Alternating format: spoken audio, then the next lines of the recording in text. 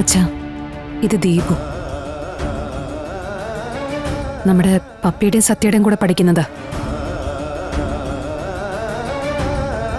ഇവര് ഹോസ്പിറ്റലിലായിരുന്നു. ഡിസ്ചാർജ് ആയപ്പോൾ അവർക്ക് വീട്ടിലേക്ക് പോകാൻ പറ്റാത്തൊരു സാഹചര്യം ഉണ്ടായി. നാളത്തേക്ക് ഞാനൊരു വീട് ശരിയാക്കാം.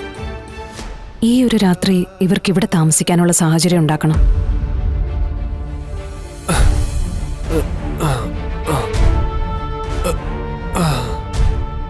വേറെ പോകാനൊരു ഇടവില്ലാത്തോണ്ടാ.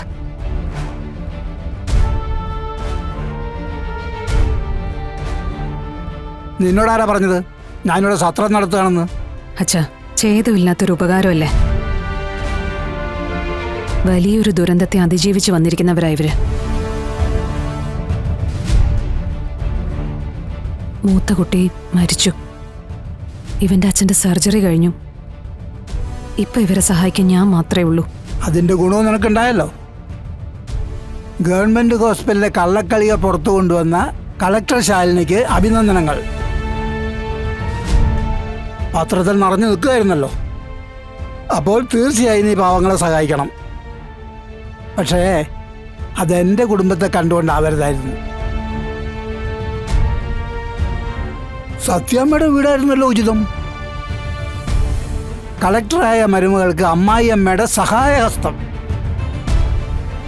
പത്രക്കാർക്ക് വേണമെങ്കിൽ അങ്ങനെ എഴുതി പിടിപ്പിക്കാമല്ലോ.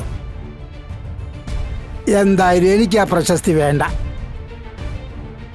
കുഞ്ഞേച്ചി, ഇവിടുത്തെ കാര്യങ്ങളൊന്നും അറിയാതെയാണോ കുഞ്ഞേച്ചി സംസാരിക്കുന്നേ?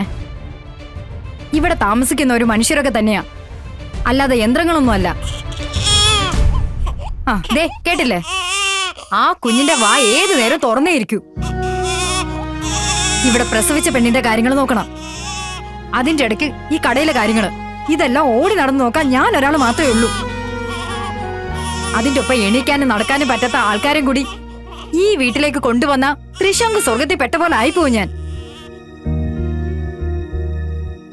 ഇവിടെ പറ്റില്ല കുഞ്ഞേച്ചി, ഞങ്ങൾക്ക് ബുദ്ധിമുട്ടാ. ഒരേ ഒരു ദിവസത്തേക്ക് വേണ്ടി മാത്രം ഞാൻ ചോദിച്ചത്. എന്റെ അമ്മ ഇവിടെ ഉണ്ടായിരുന്നെങ്കിൽ എനിക്കിങ്ങനെ ആരുടെയും കൈയും കാലും പിടിക്കേണ്ടി വരില്ലായിരുന്നു. എന്നാ പിന്നെ ആദ്യം നീ നിന്റെ അമ്മയെ കണ്ടുപിടിച്ചോണ്ട് വാ. എന്നിട്ട് അമ്മയുടെ അനുവാദം വാങ്ങിച്ച് ഇവരകത്തേക്ക് കയറ്റ്.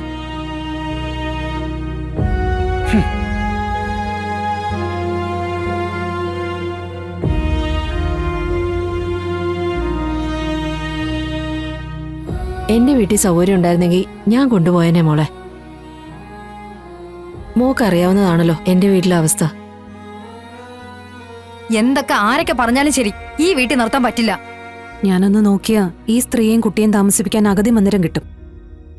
പക്ഷേ അപ്പോഴും ഈ രോഗിയായ ആളെ കിടത്താൻ, ഇയാളുടെ കാര്യങ്ങൾ നോക്കാൻ. അതുകൊണ്ട് മാത്രം ഈ ഒരൊറ്റ ദിവസത്തേക്ക് ഇങ്ങനെ ഒരു ആവശ്യം പറഞ്ഞത്. പക്ഷെ എന്നെ മനസ്സിലാക്കാൻ നിങ്ങൾക്ക് കഴിയുന്നില്ലെങ്കിൽ പിന്നെ ഞാനെന്ത് പറയാനാ? മാഡം, വേണ്ട മാഡം, ഞങ്ങൾക്ക് വേണ്ടി മാഡം ഇനി ഇങ്ങനെ ചെറുതാവണ്ട.